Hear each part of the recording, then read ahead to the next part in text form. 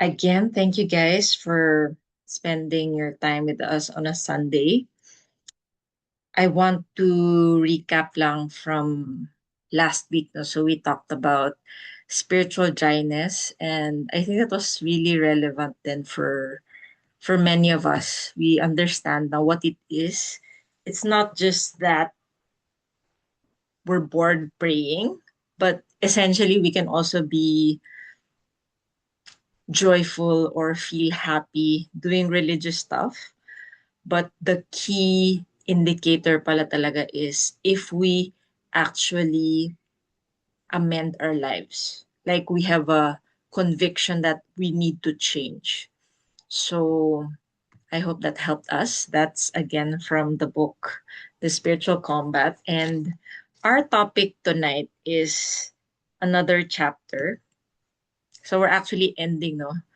We have a few more chapters to go. But basically, if you attended several of the talks, it's like you read this book already. So it's by Dom Lorenzo Scopoli. And tonight we'll talk about something that I'm sure can be a struggle for us, and that's how we fall into rash judgment of others and remedies. Okay, so we may not notice this, pero this is maybe something that we've done or maybe even struggle with without recognizing it.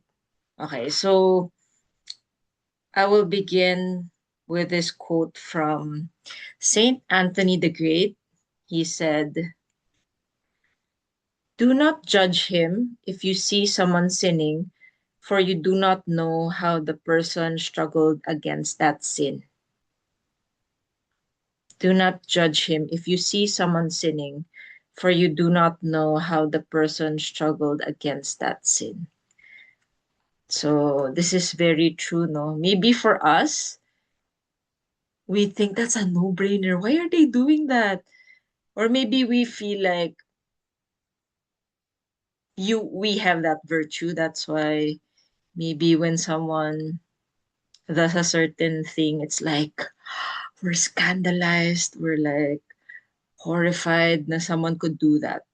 So we'll learn more about it, and we'll see what Dom Lorenzo says. And also, I found other quotes from different saints, no? How they dealt with this. So there were a lot of quotes, and I realized it shows that it's a universal thing, especially if we are really growing in virtue and we're really serious about the faith. It's easy, or maybe because of our fallen nature, we will tend to compare ourselves to others. Okay. But before that, let us define first what rash judgment is. Kasi baka some of you are wondering, what is rash judgment pa? Okay. So if you guys are using a very traditional or old school examination of conscience, rash judgment is actually listed as a sin that has to be confessed. So I looked it up, and this is the definition. This is from catholicculture.org. It says rash judgment is the unquestioning conviction about another person's bad conduct without adequate grounds for the judgment. The sinfulness lies in the hasty imprudence with which the critical appraisal is made and in the loss of reputation that a person suffers in the eyes of the one who judges adversely. So basically, it's like you see someone do something once, and it's like you have an entire narrative. Okay, sometimes you really do that, no, na parang we're so creative. It's like, shucks, he came out of the room. Baka siya yung kumuha ng pera, or, we can be very creative about what we think other people are doing, what they're thinking, their motivation, without even having hard proof. Okay. So that's the definition. And personally, maybe God also parang chastises me, no? Kasi minsan parang, for example, when I parang suspect someone na, they're lying. Ito yung sinabi niya, tapos ganito. Ito pala. I myself would do things na parang I would say something to some person, pero na iba pala on the actual day. And then it would look like I'm lying. Pero it's like I told them the truth in that moment. It's just that it changed. Gets nyo? I know that has also happened to others. So it's like sometimes God allows that to happen to me and also for me to realize na it's easy to judge others and like make a hasty, like a hasty generalization in a way of someone na, bakit ganun yung sinabi niya? Sabi niya ganito, ito. Tapos pala ganito. So it's very tricky eh. And we might even end up over-explaining ourselves kasi we're thinking, I know this person is like, it's not what it looks like, di ba? So if that happens to us, then we are sure that it also happens to other people. Okay, so the sin is because in our eyes, masama na yung tao. Or it's like that person already has a not so good image in our minds. Okay, so we've all been there, like thinking ill of others na, you know, maybe you started out on the wrong foot and then there were events that somehow we feel like confirmed that, yeah, see, he's really a bad person eh. See what he did this time, no? And then he did this na naman, di ba? So we've all been there. Okay. Um I think that's why the final judgment really exists. Okay, so if you've heard about the final judgment, it's different from the particular judgment. When we die, we will go either to hell, purgatory, or heaven. Final judgment is when everything that everyone ever did, even what they thought, will be revealed to all. So there will be no secrets. So parang whenever I think of that, I'm like, oh my, I don't know who will ever be ready for the final judgment. But then we will see, no, maybe the people na we judged, or maybe in our minds are like, this person is no good. Baka they're the ones in heaven. Oh. They're the ones who were, in reality, more virtuous than we are. Okay, so we might be surprised now on that day. Um, Sometimes naman it's really, maybe they really did something bad, but then maybe it's more of also understanding the entire context of the person. So I remember in one of my jobs, I'll not na lang say which one, baka makilala niyo po. But there was this other staff talaga na ang sungit talaga niya sa akin lang. To all the others, it's like when she comes, she'll greet everyone and sometimes not greet me at all. I'm like there, like literally one of the first persons that she'll see. Tapos parang, yeah, parang in a way, parang, I feel parang she's gonna like emphasize na she didn't greet me. Tapos masungit, pag sumasagot. Tapos talaga, I'm like, ano kayang problema talaga nito? Talaga, oh my gosh, like, what the heck? This lady is like bugging me, like, what on earth is happening? Tapos talagang ano siya, like, even work-wise, parang totally not cooperative. Like, I have someone like that. I don't, yeah, I think we all have someone like that always, no? Parang yan yung mga ano eh, the tools of our sanctification. But during that time kasi, we would have times so we would have personal sharing about the Bible. And one day she shared something about herself and it made perfect sense. And I'm like, come here, lady, let me give you a hug. Parang, I totally understand. It's okay. Grabe pala yung story niya. Like, what the heck? Like, I was just staring at her kasi parang, totoo ba to? How can someone like live like that? Okay, so her story is She's a single mom. So apparently yung husband niya ay left her for another woman. So ang hirap 'di ba that pa lang. Had to raise her own kids, doesn't know sometimes where the money will come from for the bills, really work so hard. And then her son killed himself, jumped from their condo. Tapos, she never cried. Like, she never allowed herself to cry. So, parang, like, what? Tapos, ano pa siya? Parang may operation siya. Yung parang talagang, no, pinagdaanan. Like, okay, like, I understand. Like, okay. Like, I won't force you to, kasi it's like, people like that, they don't have the capacity. So, parang I'm like, I'm not taking it personally. Kasi parang, okay, like, do it, girl. Like, it all makes sense. And grabe, parang, ano, after that, parang talagang, umano talaga yung desire ko na to just be kind to her. Like, I don't care na if sungitan niya ako. Kasi parang sabi ko, oh my gosh, come here, lady. Kaya pala meron pa siyang scar na makikita mo. Kasi operada pa siya. Tapos parang sobrang na-aksidente yung... Meron pa siyang other anak na sobrang na-aksidente. Parang sabi ko, oh my gosh, maalala mo kaya. Pero alam mo, after a while, parang ano, nag-warm up din siya. Siguro she felt na, like, I'm really trying to to be nice to her. Eventually, she gave me nga ano, address eh. Alam mo yun, parang naging close talaga kami. Pero I really realized that we cannot judge people like where they are. Kasi it's like, you don't know my story, lady. It's like, yeah. So, ayun, parang, yeah.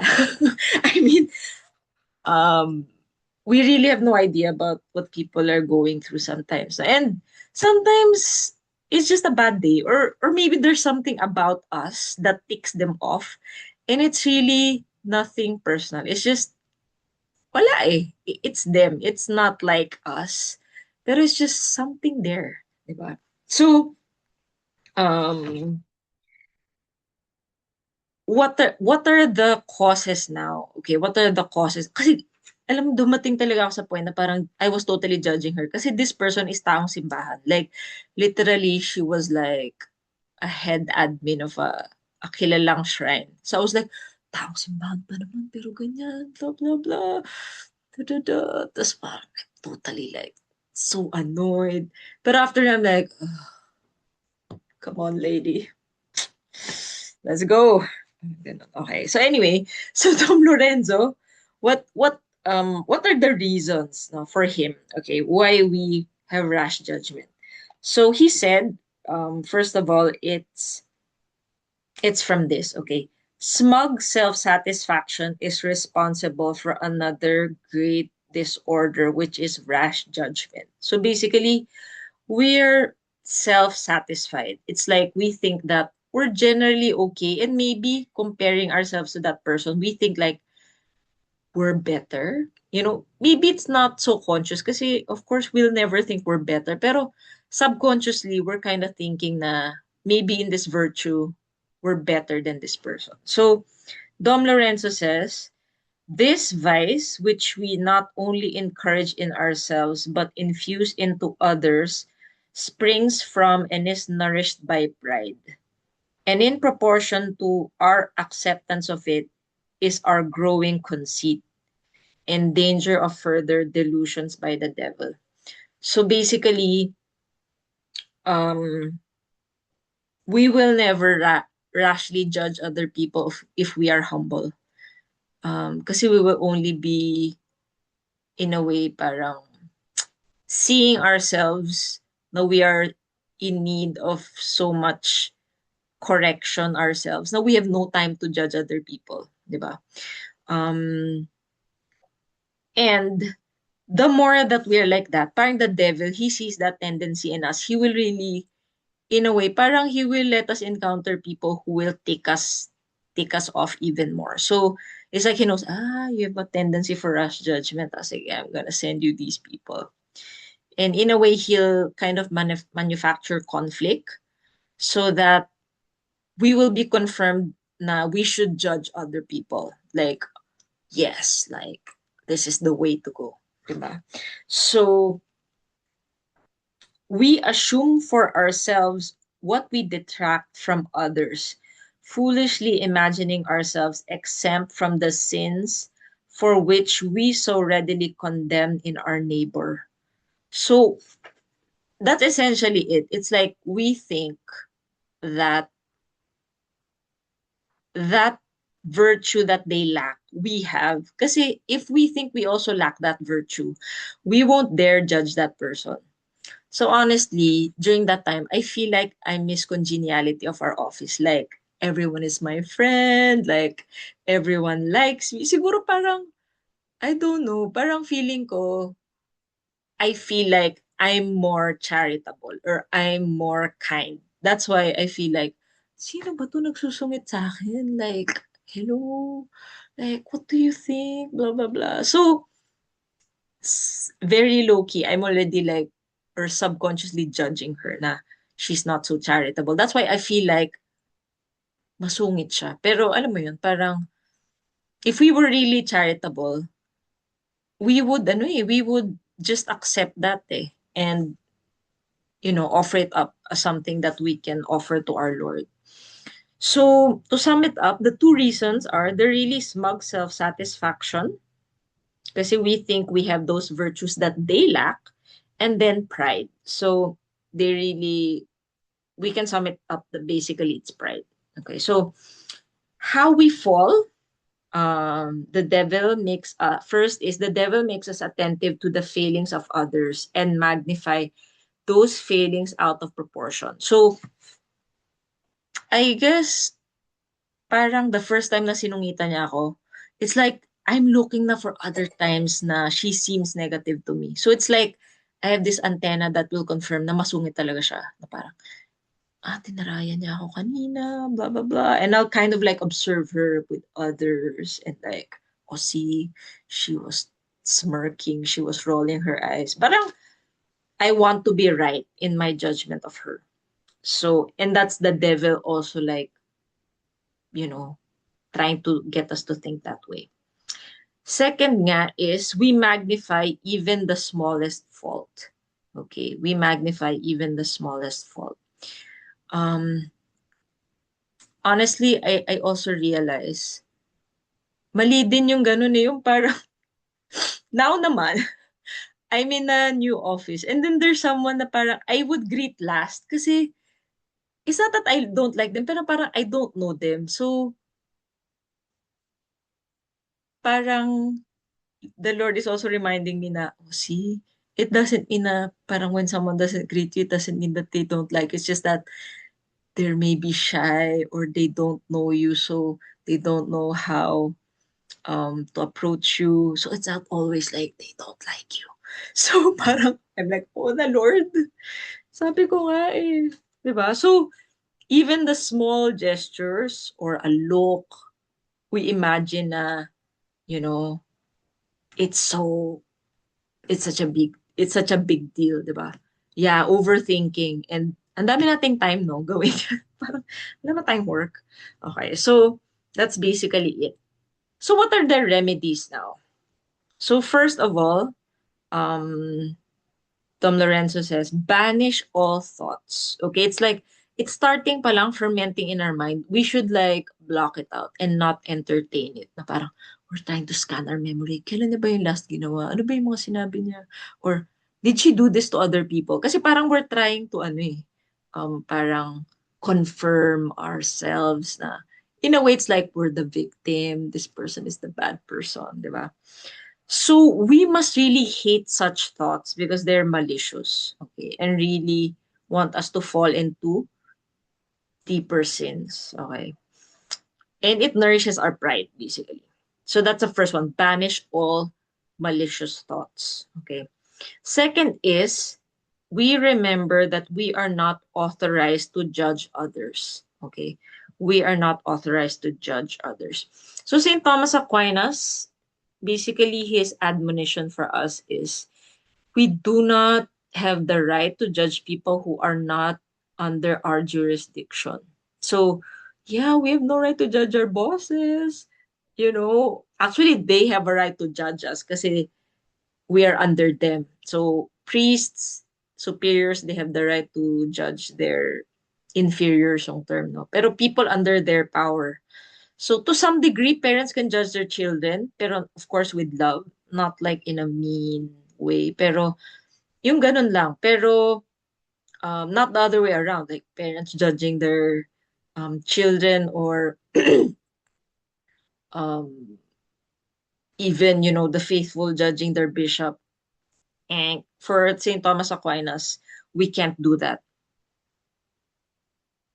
And Dom Lorenzo adds, even if we are, how seldom equity guides us. So, even if, for example, we are the boss at work, we should be aware na, shucks, maybe my assessment of this person is not even accurate. So we should have that kind of like disclaimer, no? So we are not authorized to judge. And even if we are, for example, we are the superior, we should be reminded na, okay, I may even have blind spots. I may have some biases when I judge this person. Okay, that's number two. Remember, we are not authorized to judge. Number three is be constantly aware of our wretchedness. Um, so I'm quoting Dom Lorenzo na, no? For when we find so much room for improvement in ourselves, we have little inclination to judge and condemn others. Okay, so yeah, that's what I said a while ago. No? It's like parang Father Ripperger has a term here. It's like he said, it's not your monkey to walk. Okay, it's like it's not my monkey. Parang how am I concerned with this person's life, what they're doing, even if it affects me? It's like bahala ka na. Like, you may be doing that, but we don't know what the person is thinking, eh, 'di ba? So we have to focus on ourselves and really be more like solicitous of what we have to improve and not be thinking, dapat kasi this person should do this eh. Bakit kasi siya ganun? Dapat ito matento ng formation eh, di ba? So, yeah. When we are focused on ourselves, then we have little time to condemn others. Okay, so when we do that also, we are freed from the malice of seeing other people's faults kasi we are living in humility. We are knowing the truth about ourselves. Okay, so so Dom Lorenzo also adds, for whoever unjustly condemns his neighbor has good reason for suspecting himself guilty of the same crime, inasmuch as vicious men are prone to think others like themselves. Okay, so kind of complicated, but essentially, what Dom Lorenzo is saying, it's like projection. Have you guys heard of projection in psychology? It's like, galit yung mga magnanakaw sa kapwa magnanakaw. It's like, we think that this person is like this kasi tayo yung ganun. So essentially, what we judge of others is a mirror back to us na baka tayo pala yung ganun. Kasi we have that lens eh, na we think na they're like that.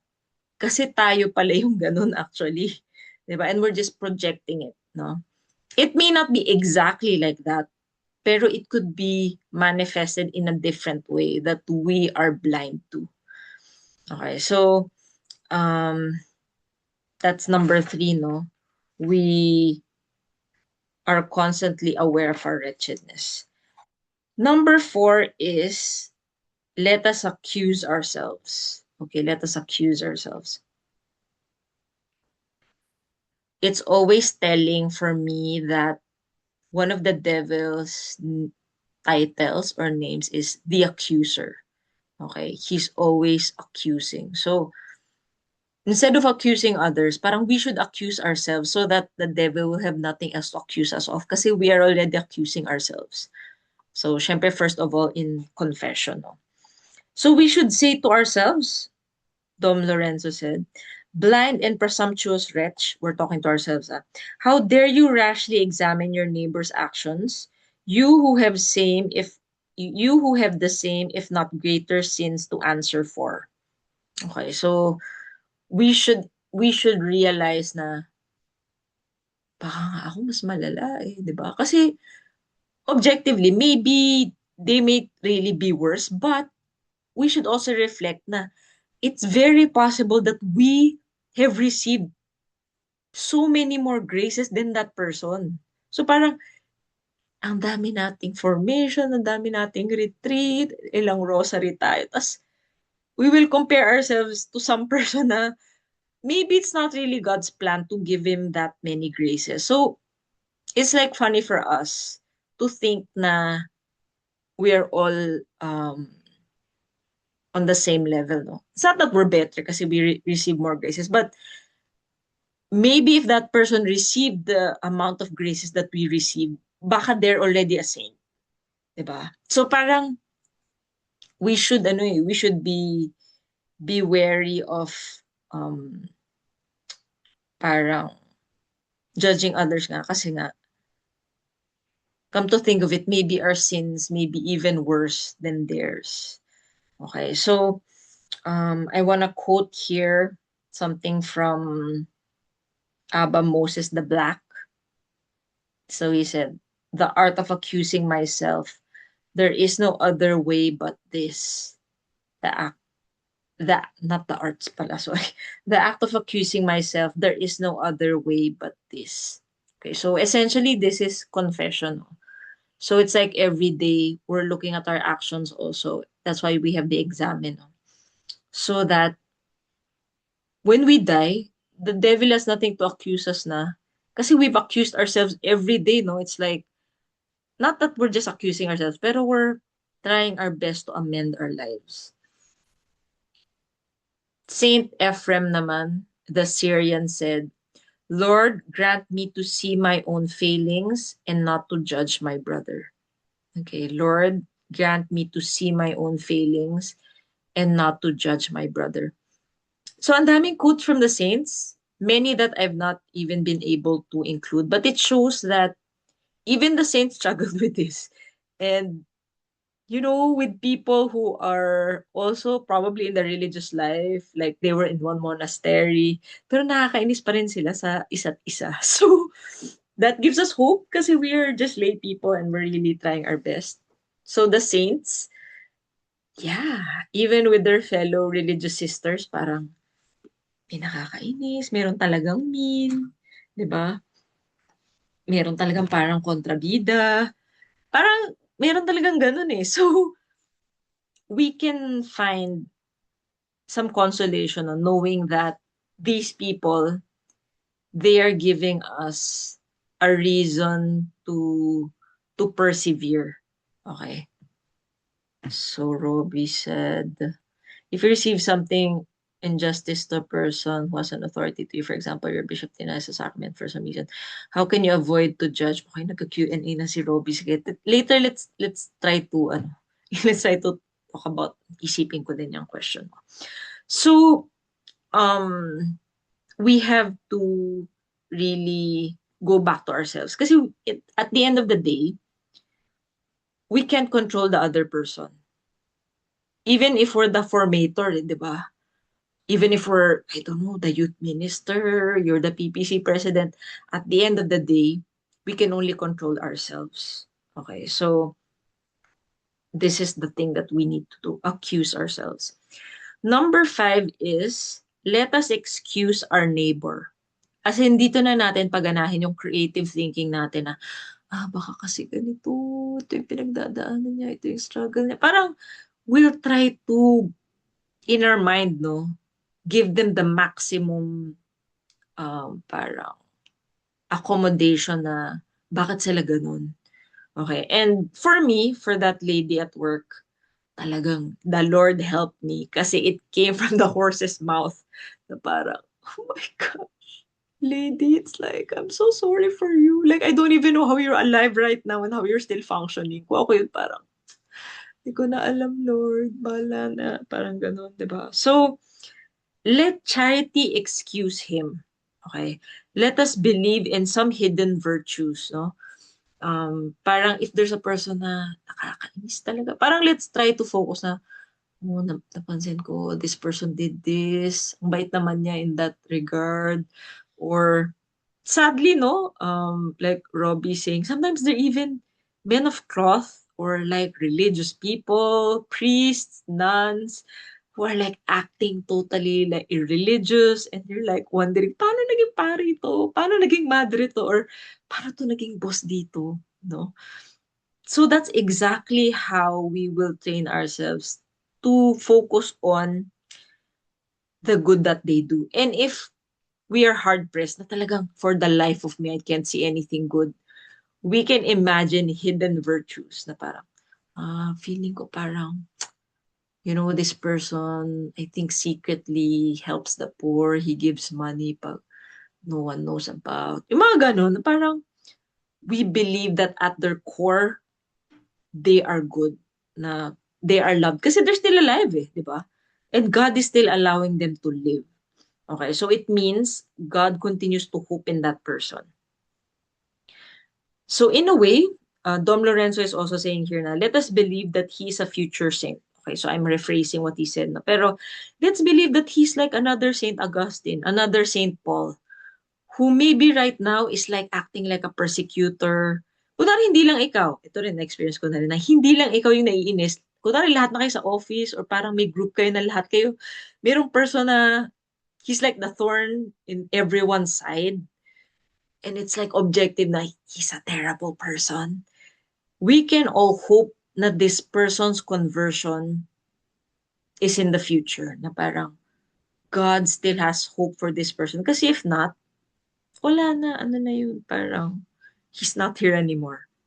So, we should be mindful that many have emerged from the depths of depravity to become saints, while others have fallen from angelic heights of perfection to satanic depths of sinfulness.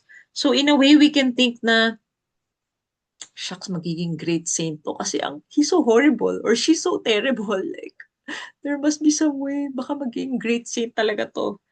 And we should also imagine na, shucks, tatry talaga ako magpakabait. Pero this person, baka ito pa yung ikapunta ko sa hell. Ba't ako nagpapa-apekto dito? 'Di ba? So, we can also look at ourselves na for all the good things that we think we're doing, this might be the one thing that will like bring us to the other side. No? So, we should be vigilant na we can't be complacent na, oh, I'm so pious already.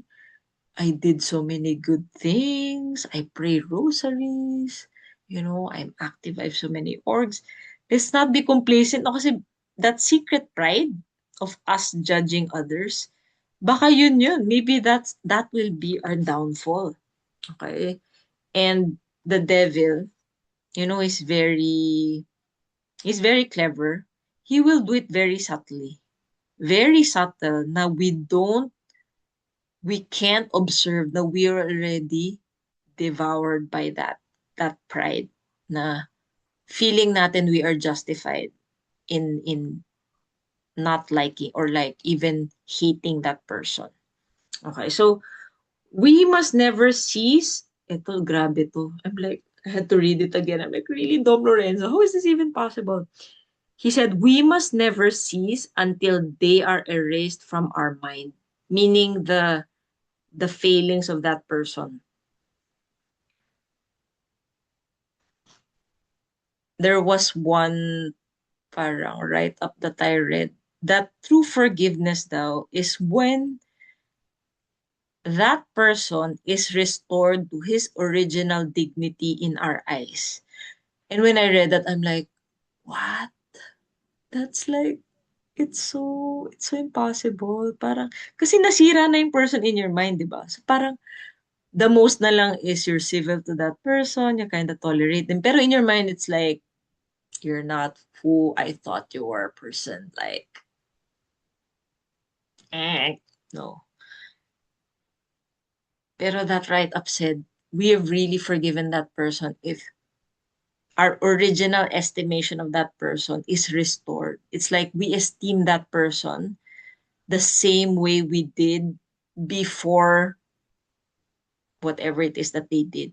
So honestly, it's impossible for us humans. But I think connected na rin yung forgiveness here, no? Kasi um, I think they're also connected, intertwined in some way. No? So we pray for this grace kasi I think on a human level, yeah, I think for a lot of cases, it's just can't. I just can't. Like when I see the person, it's like everything they did is just like there. Okay, so we pray for this, that